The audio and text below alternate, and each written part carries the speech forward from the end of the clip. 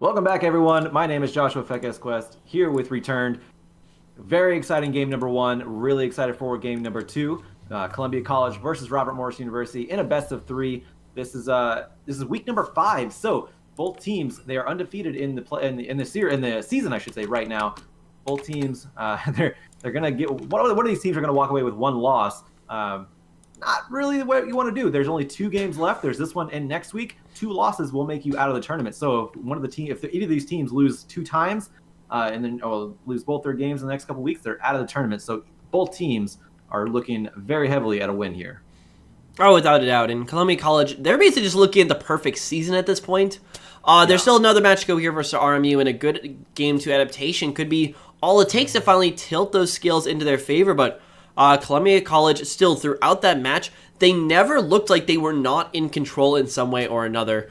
I mean, RMU put a lot of their resources into getting top lane ahead during those first few stages of the game, and Columbia College either just answered it on the top side or found advantage on the bottom side, and in the end, it was Evan RL, plus a little bit Julian, but mostly Evan RL, I'd say, who just broke open that game with their team fighting. So we need to see something coming out from RMU here that's going to shake up the formula a bit. Yeah, something that can lock down Evan RL, because there was really nothing to get to those back lines to lock down Evan RL or Julian. They could just stay safe in front of their big wall.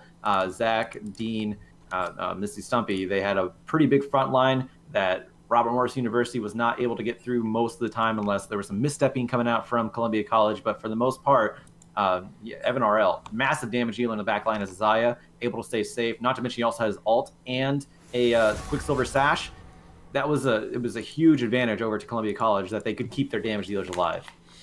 Oh yeah, without a doubt, and that really threw a lot of wrenches into the early game plan for Robert Morris, because they were so heavily reliant on someone winning their lane, establishing vision control, and just farming this pick game, and that just never got started. They had a good attempt in the late game to just keep this game going out, but it never really transitioned into anything, and the win condition wasn't really that solid in my eyes. But already getting into our game 2 pick and bans, we got the teams on opposite sides now.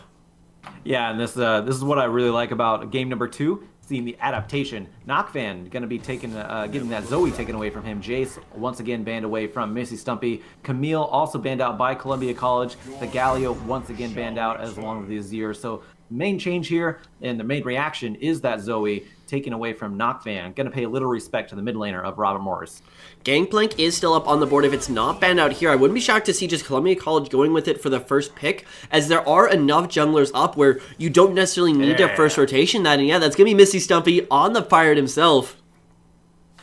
Yeah, he's very familiar with the Pirate, that is for sure. And that might be something that Robert Morris might be baiting out, possibly, maybe expecting, because you have to, if you're not going to ban Gangplank, he's going to be picked up, especially when it's against Misty Stumpy. Again, very familiar with the Pirate in the top lane, so we're going to see what Robert Morris decides to do with that one. They might have been able to bait that one out, knowing they can get some other pick here as they pick up Vladimir. Now, that could be a flex pick going top lane normally, but also could be mid lane. Most certainly, and it is a pick that can try to win out a poke lane versus Gangplank, or it could run also a very safe poke / sustain lane in the mid lane, so it definitely depends on where they want to throw that. I want to see them now hold on to either their flex to the top or flex to the mid until that second rotation. Keep Columbia College guessing for now, but also Triss did make it through that pick and bans. I still think Varus is probably the higher priority pick at the moment, but if you want that level 3, level 4, level 5 power, maybe even the level 2 power over the Varus, Tristana will get you there. Yeah, that is true. I have to see how it's played in the bot side, see what's picked up, because it's actually going to be Zaya picked up once again for Evan RL. It's one of those things, if it's not broke, don't fix it sort of situations, as we also see Zach back on the Sejuani. So the only thing changing so far from Columbia College's comp is the top lane Gangplank, adding a bit more damage into that top side. Meanwhile, Knockfan hovering over the Kane, maybe picking up that one. We saw that happen last week, I believe. Did not work out. Was that Lords versus Columbia College? I don't actually remember that. Which Might one? have been somebody else. There was a Kane picked up. It was not Lords.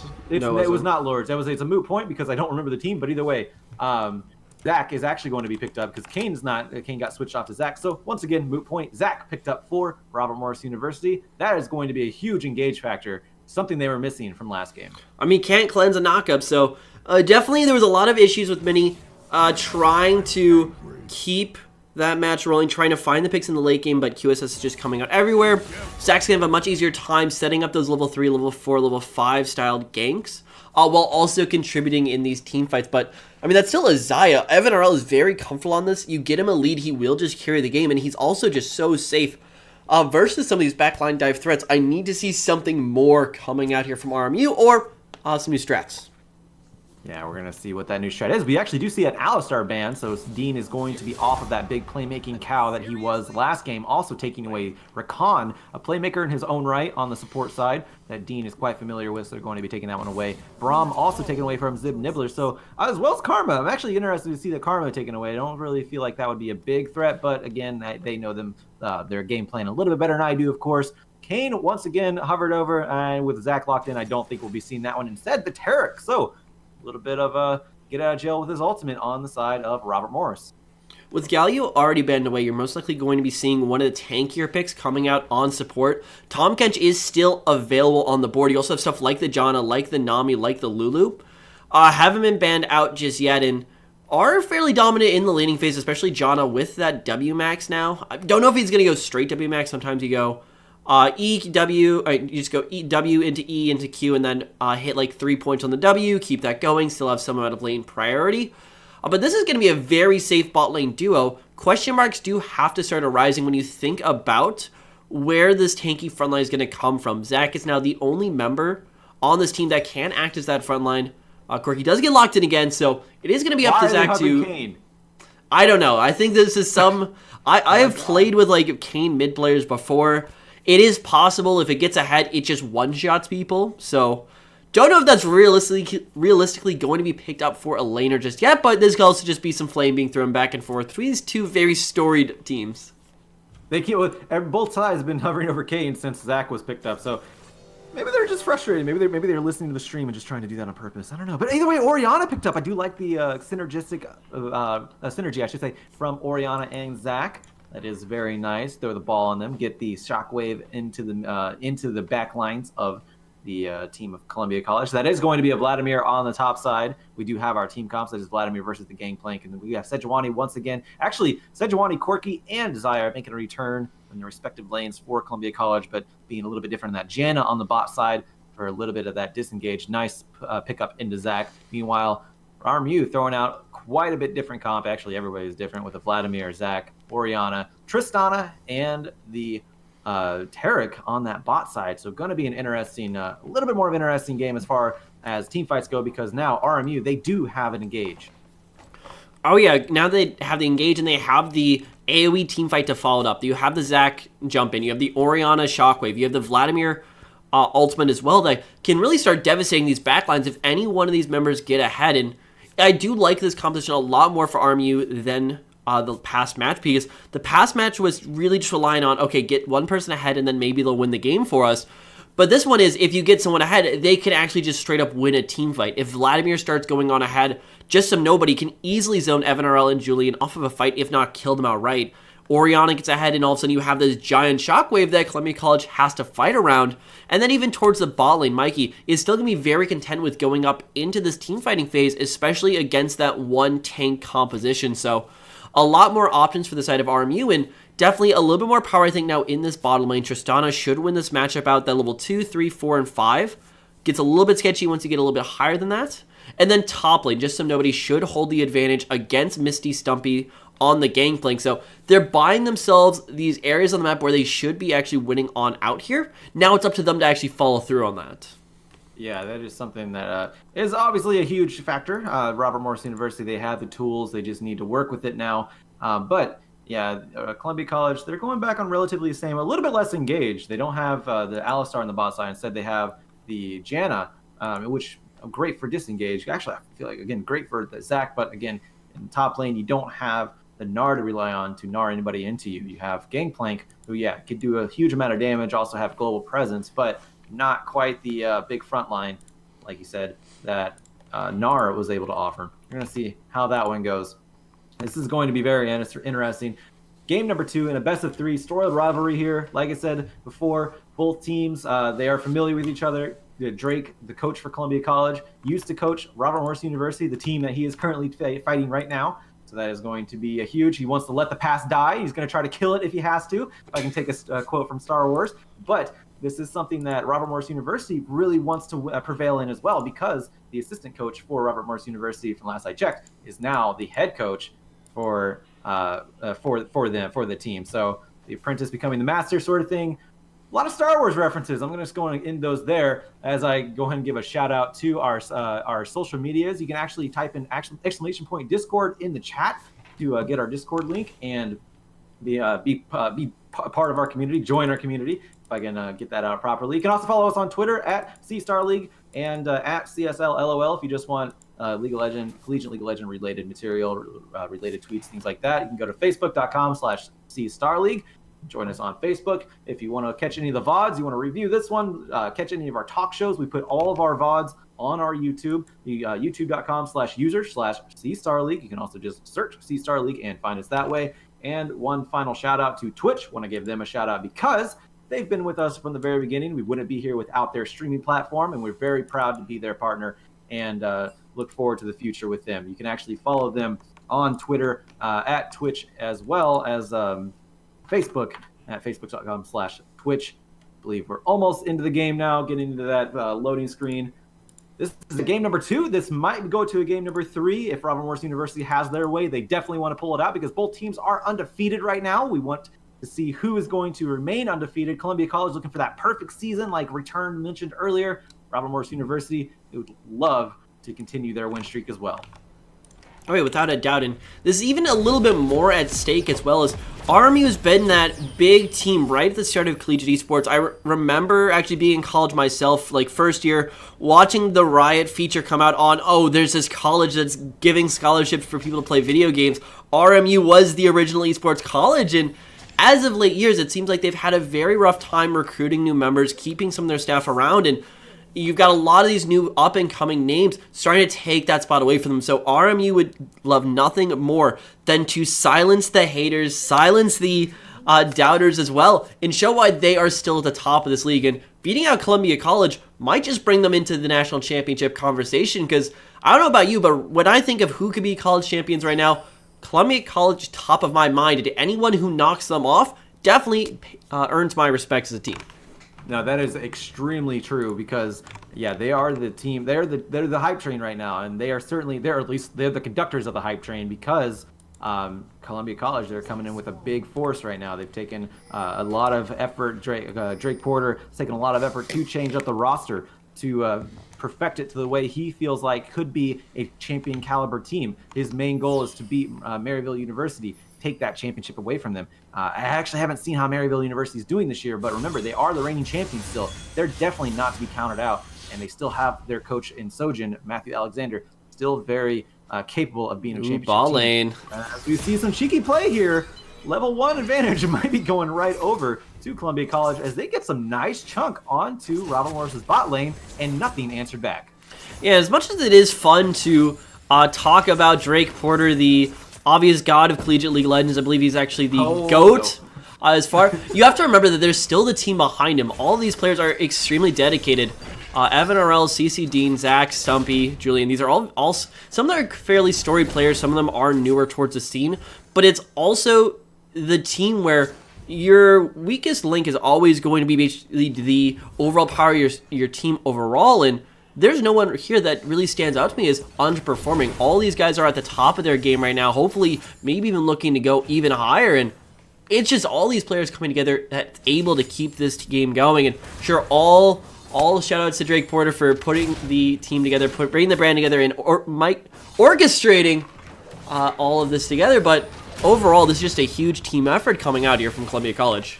You're very much right about that one. It was kind of skeptical, maybe putting the ADC Buckzak into the jungle. It's worked out so well because now you have Evan RL, who used to be on Robert Morris University. I actually have not mentioned that. Robert Morris University, last year's ADC was Evan RL, so there's also some familiarity there that I have not even touched, and I really should have.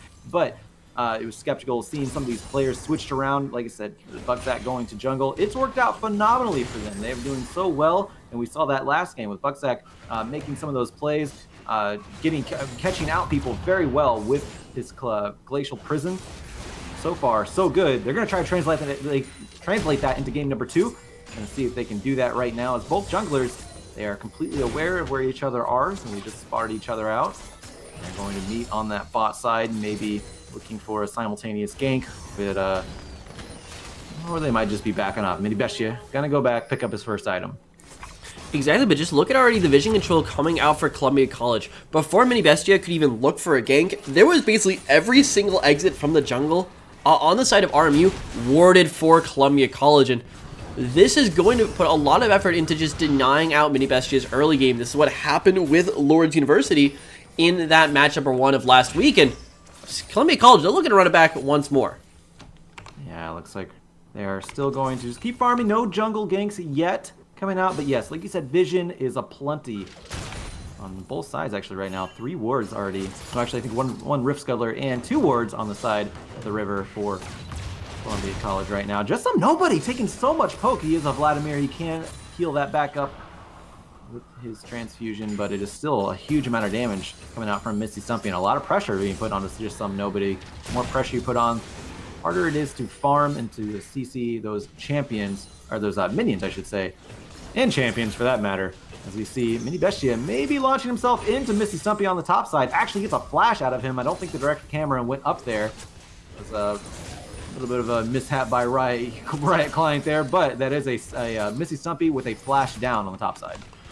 Most certainly, and even on top of that, now that Misty Stumpy is losing losing the flash in lane, that's going to make him play a lot more passively on this top side. With the TP, and with the flash and the TP available, he's very happy to just go on forward, trade with just some nobody as much as he physically can, but now he's got to keep in the back of the mind, and Mini Beasta comes back up here, as he basically did the entirety of game number 1. He's going to be in a lot of trouble, so the Gangplank, it's still alright in the early game, but you're always looking ahead towards those later stages. Yeah, very much so. We actually may see some mid lane contention here, as we see Buckzak also on the top side, trying to mirror Mini Bestia, at least get some vision, get some understanding of where he's at, throws the ward over next to the Raptors.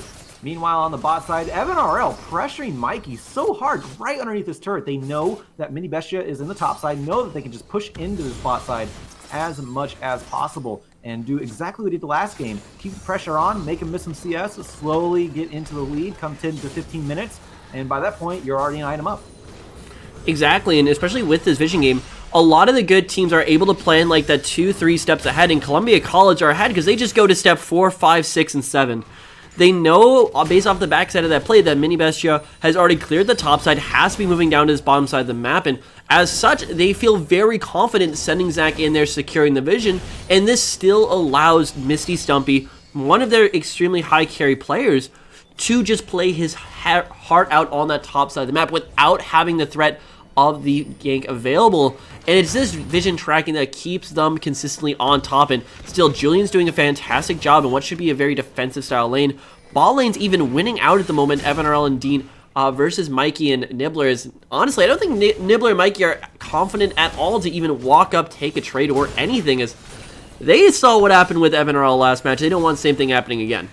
Now they're extremely paranoid, and now that Evan RL has a BF sword, can dish out that damage even more so now. Mikey is going to come back and match that, but there is just the constant damage of Isaiah, able to throw out abilities and auto attacks, bring those feathers back, root you, do some more auto attacks. It is a vicious cycle of damage that Zaya can dish out. You see Misty Stumpy. There's a flash system. Nobody going in for the kill here. Here comes the cannon barrage. It's not going to be stopped. It looks like even some nobody is going in for the kill. Can he get it? First blood going over to just some nobody with that last auto attack on the Misty Stumpy. Yeah, great mechanical play on the top side. Definitely missed the flash plus E. Was looking a little bit grim, but he knew exactly how much damage he needed to put down that top lane GP. And if you're going to be allowing their team to first pick the game plank, you have to be confident to play up into it, and that's exactly how to start off that match. And if you're going to start sending more resources in the top lane, you finally, for RMU, have a member who is ready to take over this entire game with that lead. So kudos to RMU so far, but they're still looking in the face of Columbia College playing the classic 2-item scaling strat. So it's a great start to the match. It's going to need a little bit more, and already with the Revolver completed for just some nobody, most likely looking for the Proto Belt to really start snowballing out that lane. Let's see how far an advantage he can actually generate in that top side. And He does have the advantage in his favor, though he does not have Flash anymore. That is something that he had to use just to get that. Flash and Ignite are down. He does have Unsealed Spellbook, so he can turn that Ignite into a teleport at a moment's notice whenever he goes back to base. So we'll just keep that in mind. Watch out for that, but decided to go offensive, get that first blood, get that little bit of advantage in that top side, try to keep Misty Stumpy down. He's actually even in CS right now, but there is a bigger wave in favor of Misty Stumpy at the moment. Well, actually, no, it's actually even. Still going to be even, never mind. But regardless, advantage still over to just some nobody in the top side. We still see Zach. Haven't seen too much jungle attention thus far. It's mostly just been junglers getting information about where each other is at, but Mini Bestia, he's level 6 now. Zach, he's level 6. I suspect we'll be seeing some jungle pressure pretty soon here. No, and this is why for TSM for the longest time had the meme of, oh, the jungler is just a ward. Because when you have lanes that you have confidence in and that have at least some scaling at their potential, and you're just saying, okay, they're going to win their lanes 1v1, 1v1, and 2v2, you can kind of remove yourself from the equation and just make sure that enemy jungler doesn't get to do anything. And that's currently what Zach is doing this match. It has been doing so well this entire season. So he's doing his best to keep Mini out of these lanes. So far, it's working pretty well. Yeah, it's I am anxious to see these junglers do come into play, though, because it is going to be a pretty huge fight. Both of them do have dive potential. Mini Bestia with Cell Division, Zach just being an outright tank. Let's see how it works out. Dean getting stunned up there. It's really nothing too important, though. As you see, both all lanes so far just going even. Zach maybe looking for a gank. He whiffs the Glacial Prison. Mini Bestia is here now. This is actually... hold on. There's a flash being blown out to avoid the Shockwave. Knockvan not able to pick up that one. I was going to say that is going to be RMU getting the advantage there, but it's going to be... nobody's going to die on that one, but Summoner Spells are down for Zach. Oh, wait. Looks fine. No, the Burt. Finally, it's Snibbler. So, Yeah. does throw that out as he does begin the recall on that one, but doesn't mean too much. Definitely a bit of a mechanical misplay there, and actually good outplay from Knack, making sure he doesn't get locked down. But even with the first blood kill going over to just some nobody in the top lane, there is still a 1k gold lead off of CS differentials alone, going for the rest of the Columbia College. 108 to 92 in the bot lane, 118 to 103 in the mid lane, and these are pretty sizable that shouldn't be going over for a team that theoretically, once again, should have the early game advantage. Yeah, very much so. And yeah, I mean, that is just the individual laning dominance of Columbia College. That is something that, yeah, that's, again, you said we haven't been seeing too much jungle pressure because the laners are just so safe. But hold on, Misty Stumpy maybe getting dove by just some nobody. Can he do it? There's a flash. There's a cannon barrage as well. Just some nobody. He's slight trouble on the wrong side of town. Is he going to stay safe? He actually takes another turret shot. Does heal himself up with the transfusion. As I stutter the heal word there, but he's going to stay safe. Just some nobody. He's down a flash again, but he did get Misty Stumpy's out also. And that's a trade that Misty Stumpy is going to be very happy with partaking in, just because of how well Zach's still been following around this jungle, because it means that just so nobody doesn't have the flash to engage on him with. That being said, Proto Belt is being completed here, so he does still have to respect the lane. Zach, though, he's on the bot side. All junglers are down here. TP. Yeah, there's a flash by Zib Nibbler. It's not going to hit anybody, and there's a quick monsoon by Dean, I should say, to get everybody away, and that is a teleport down for just some nobody for no reward. They may look to get the dragon here now that everybody's down here, though. And it looks like they will be trading this dragon for the reduced TP cooldown and for top lane pressure as well. And with it being the Ocean Drake, it's definitely going to help you out in the laning phase, as it does look like Columbia College doesn't really want to break out this one anytime soon, but great disengage. That is why Dean picked the Janna. You can easily get that tornado down onto Mini Bestia as he launches himself in. There's an ultimate, Let's Bounce, and the Cosmic Radiance down. Dragon not picked up. That was a big win for Columbia College. Misty Stumpy just pecking away at the turret in the top side. Yeah, he gets pretty far down, but nobody, he has something to say about this one. Still is the Hex Tech Proto Belt. He's going to be looking for the kill. Actually, if he completely just use the Proto Belt, he's actually going to have to back off of that one, seeing that Misty Stumpy slowed him down with the barrels. So that is still going to be a first tower going over to Columbia College as they pick up the bot side one. Looks like Evan RL just letting that tower take out the minions, reducing the minions that Mikey has available to take up. Now, looks like Columbia College may be looking to this dragon. Huge play for CC. Yeah, and that was RMU just pulling the trigger so heavily on that bot lane play and then not taking anything in response. And with that, we really move out of this very early game stage where RMU theoretically could win out some of these lanes and in towards this team fighting stage where we need to see those team fighting items get completed. Just so nobody's still scaling on up. Knack with the Morellonomicon is going to be in a fairly comfortable spot to actually start these fights off. Look for those combination plays. But Mikey certainly quite a bit away, wants the 3, wants the 4 items completed on Tristana. And now this definitely becomes once again another bit of a stalling game. Julian's here though.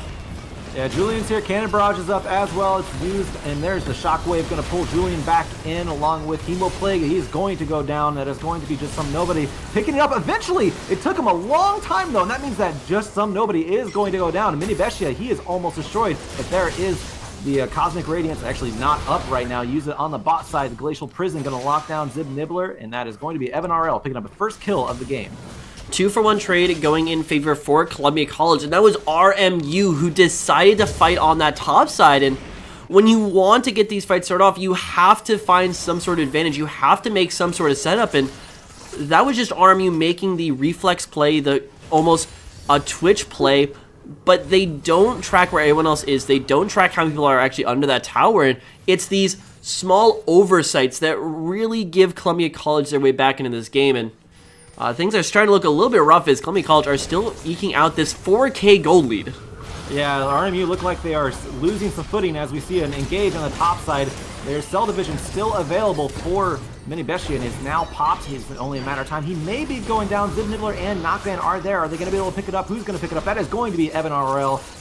Dean not going to finish that one off with the auto attack, and Zib Nibbler and Knockvan not able to save their counterpart, their jungler Mini Bestia, as Knockvan has almost no mana to use any shockwave. That is going to be a big pickup once again from Columbia College. Top lane turret and Mini Bestia down. That means they rotate over to the Rift Herald. I mean, call them the RMU giraffes at this point because the amount of oversight is really shocking with how little they're actually setting up for these plays, and it could definitely be a bit of over adaptation from game number 1. They felt like they weren't actually making the plays that would have won them the game, so now they're overcompensating by just making the plays faster, and there's got to be that sweet spot in the middle. That being said, Just Some Nobody is still having a fairly good game on the top side, is falling behind a little bit in the CS department, but he's still on the 2 kills on the Hextech Protobelt and is still scaling on up, most likely into what will be the Leandre's Torment. So if he's able to hit that point, there is still life in this RMU squad, but it's starting to slip away. It definitely is, and Just Some Nobody. They do have a lot of power on the side of RMU. As I say that, there is going to be Cosmic Radiance going down to try to disengage from this engage, or at least withstand this engage from Columbia College. Isn't going to be enough, though. Some Nobody using his teleport there. Big Shockwave going to bring back Zach and Missy Stumpy, keep them from chasing, but that is still going to be Mini Bestia going down, and that means the Rift Herald that RMU started is going to be finished and picked up by Columbia College. And this is just going to lead to even more snowballing. If you're looking to scale, you need to find out how to trade objective for objective, because if you go straight up with another team, someone's getting a lead, someone's not, and that is how you get a snowball rolling. And just like that, 16 minutes into this game, 7K gold lead in favor for Columbia College. They are looking to put this one away early. Yeah, and they are doing a great job tightening that grip that they are wrapping around RMU's team right now. They still have the Rift Herald, decided not to use it in that on that inner mid turret, being that Robert Morris University, or we're all grouped around there. Could have stopped the Rift Herald, and don't want to waste that. It is actually just a salt in the wound if you waste a Rift Herald, but Zach still has a hold of it. And yeah, every objective has so far been turned around by Columbia College. Everything that RMU has tried been countered, and it looks like the playbook has been figured out.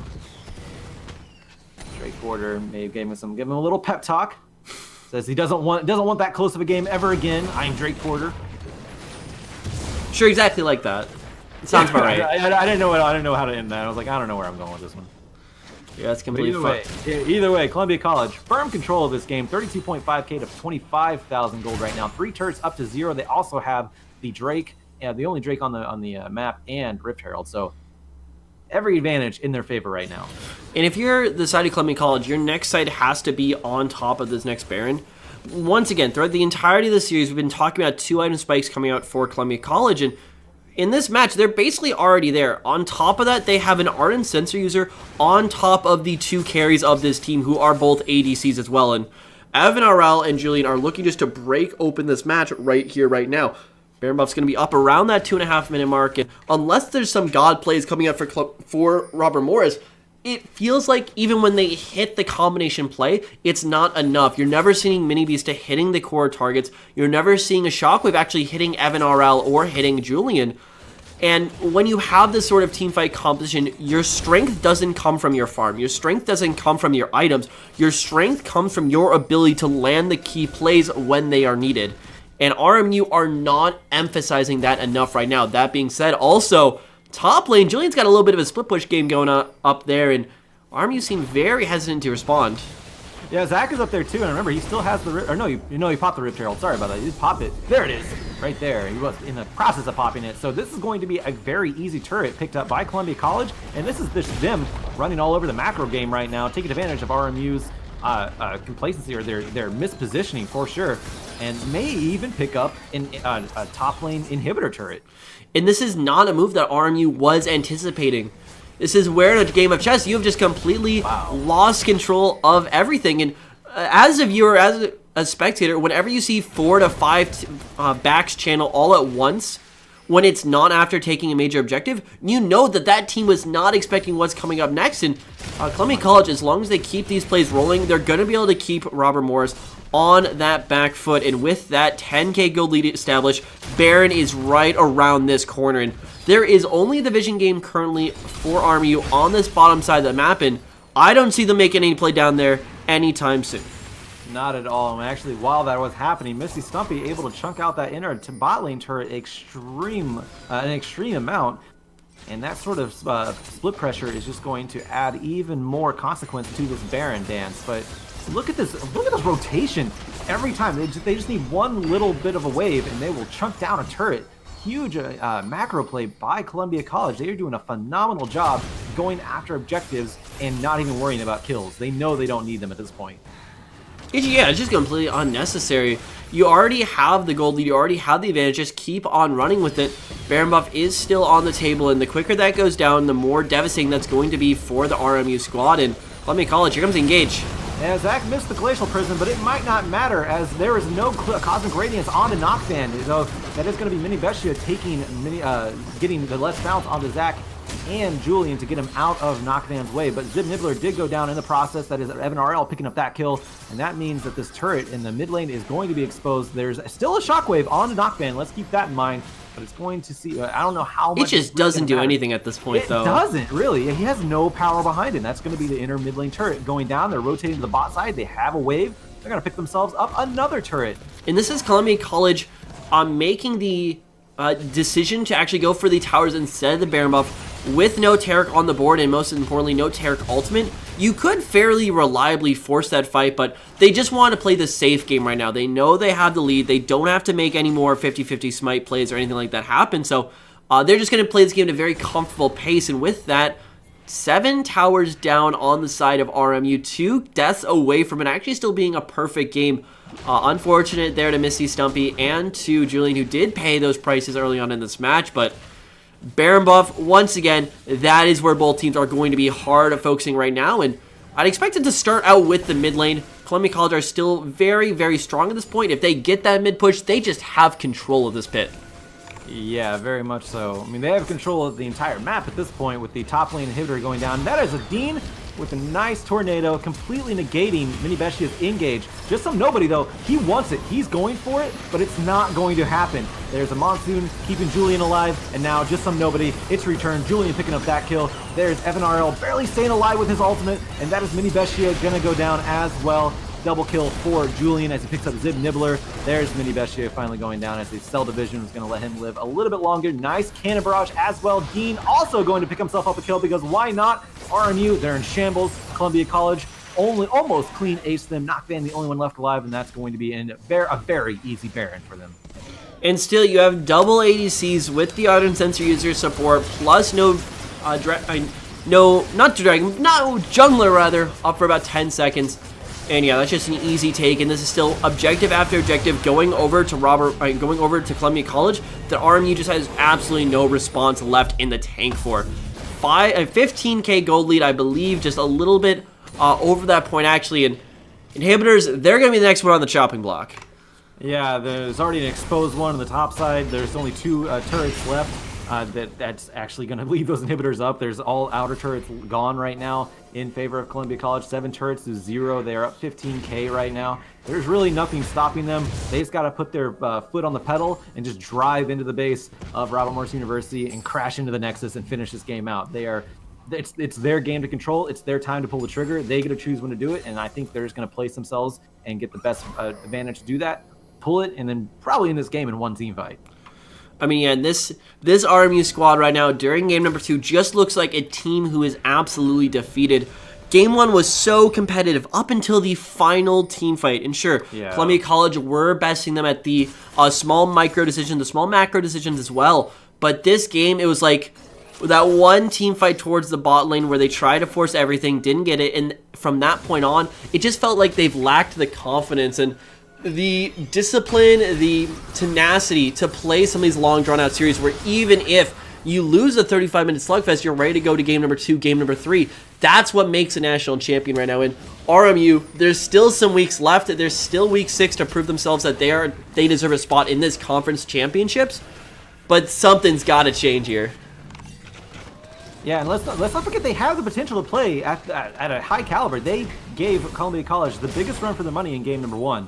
Number 2, not so much. So their adaptation obviously needs a little bit of working on their non-tilt factor. I don't know if there is a tilt factor here. It kind of looks like there is some communication problem for sure on their side. But let's not forget that Robert Morris University, they haven't had a good game 1. They lost. Still had a good game 1. Looks like Mini Bestia, he's going in for the kill here, but he gets knocked back by Zach. Evan RL picks up Zig Nibbler. There's nothing. There's a shockwave. Nothing behind it. It actually hit priority members too. Evan RL though is going to get himself a double kill with the ultimate triple kill in the end. He may even go for more here. This is Columbia College picking up the pieces and running with it. Are they going to give him the penta kill? Are they going to give him a penta? They got Evan RL a penta. So Evan RL, very nicely played. Final team fight of this best of 3 series. Giving him a pentakill over to Evan RL. Giving his life as well, but pentakill nonetheless. Yeah, they still have an ADC, still have the top lane gangplank with the Uncensored Janna, and it's only Nimbler for the next 10 seconds. Mini Beast is still coming up, but no, Columbia College might just be focusing on taking the base here, so don't count them out just yet, RMU. They're still technically in this game. Yeah, and that was I want to give a shout out to Bucksack. That was very nice. Nice guy Bucksack taking up the fountain laser for Evan RL to get that pentakill, but that is the as I say that is the mid lane inhibitor turret going down. Top lane inhibitor does go down. Bot lane inhibitor turret still available, still alive for Robert Morris University, but their base, their spirit, their KDA, it's all in shambles. Columbia College, they're taking up the Drake just for good measure.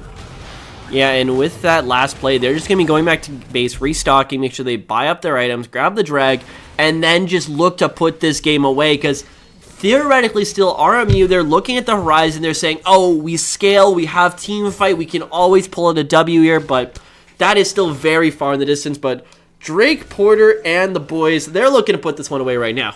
Yeah, classic solo queue thing, solo queue saying, oh, don't worry, we scale.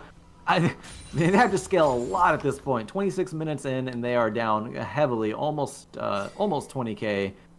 It's not looking like a good comeback or a good Cinderella story, but like you said, there is always potential. There's always something that could be misstepped. It's going to take a few missteps for Columbia College to really be taken advantage of here, but it's up to RMU to at least try to force those missteps or at least wait until those missteps happen, because they do have some decent wave clear with just some nobody with Knockman. They can keep these mini waves at bay. There's only one inhibitor down right now, which that is the biggest issue. Obviously, they're missing their turrets on the other side as well, but they have their inhibitors on 2 of the 3 lanes, which means the pressure is still slightly equalized on one side of the map. They can balance pretty easily with these rotations. But yeah, the big thing that breaks it open for me is the wave clear available for Columbia College. It's that gangplank with 6 mini dematerializers. It's the Corky. I believe he also took 6 mini dematerializers, and then Evan RL on ADC. All these guys are gonna be able to shove in waves, and unless RMU is ready to make that risky call and make it right now, they will be losing absolutely everything. I think any call they make at this point is definitely going to be risky, but they may as well just end it with a team fight. They've completely stopped the Zach engage. Columbia College has with Dean, with Zach, the tornado, and the charge from Zach's the Arctic Assault from Sejuani. Huge amount of disengage coming out whenever Mini Bestia tries to get in. He can't even land onto Julian. There's some nobody, just a desperation attempt. There's a whiff shockwave. Nothing gonna happen. And finally, a Glacial Prison lands. And that is going to net a kill for FNR. This is Columbia College. They are taking this game. This is the last team fight return. Columbia College 2-0'd RMU. They're going to advance into the next week. I think it's week 6. Undefeated thus far. Yeah, a very valiant effort out from RMU, and I still think these guys probably will earn themselves a spot in the conference playoffs, but it is not going to be today. It's going to be Columbia College, the first on-stream certified, will be in those conference playoffs, looking in for the conference playoff picture, want to be those conference champions, and are still in the national championship picture. Certainly a bit of a rough game number 1 for them, but in the end, they just got it done. They got the work done. Yeah, and Columbia, it was game number 2, Columbia College. They completely out-drafted Robert Morris University. But I want to give props to Robert Morris University. They did have a great game number 1. Not great enough, not good enough, unfortunately. But, yeah, right, not great enough. But, again, that was the most competitive game we've seen, definitely against Columbia College. So there is potential there. They just have to work on it. But that is a best of 3. That was 2-0'd by Columbia College. So that is going to be it for now from us. We are going to be back later on today in about an hour and 15 minutes or so. That is going to be a UCI versus UBC. That is a huge game as well. University of British Columbia versus University of California, Irvine. Both extremely big teams right now. UCI is a big team to watch out for. Even Drake Porter has been commented on Twitter about how that is his biggest competition right now. You laugh, but they are a very good team, and somebody I would love to see the Columbia College versus UCI at this point. But, yeah, that is going to be huge. Follow us on Twitter at C-Star League, at CSLLOL. You can also follow us on Facebook at C-Star League, Facebook/C-Star League. And that's going to be it for now. My name is Joshua Fekes Quest, here with Returned. I believe Returned will return later on for that next game. So, stick around, tune into our Twitter, and we'll be back in just a moment. Well, just like an hour.